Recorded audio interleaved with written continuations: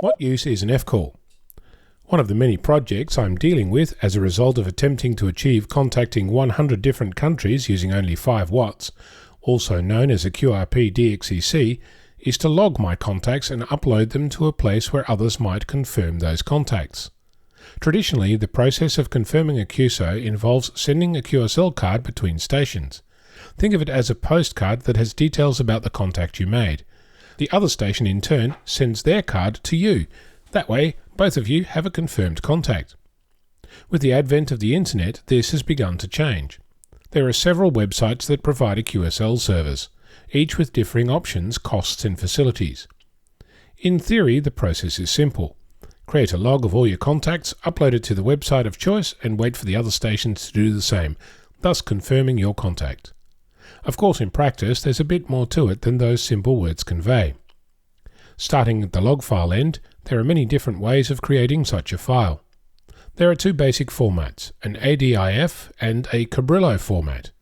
There are hundreds of other formats too, each with their own quirks and limitations. Your logging program will determine what the native format is for your station.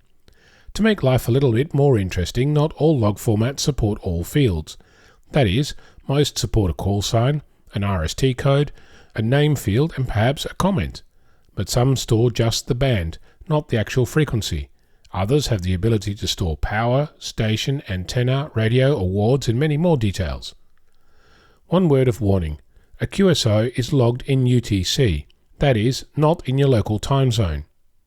What that means is if you upload your file with contacts writing in your local time zone, they'll be out by several hours. In case of a contact logged between VK6 and VK2 during summer, that'll be 11 hours difference, which means that the contact will not be valid until you update the time to reflect the UTC. If you're in a part of the world where there is daylight saving, your UTC offset will change throughout the year.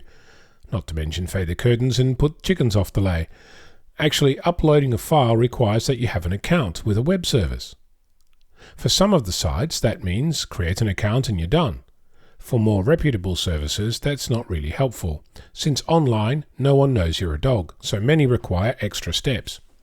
From sending a scanned copy of your license, through to sending a letter with an actual photocopy and some other form of ID. There's much more to say on this topic, but that's a start. Check your logs, play with different logging software, and choose the one that works for you. I'm Onno, VK6FLAB.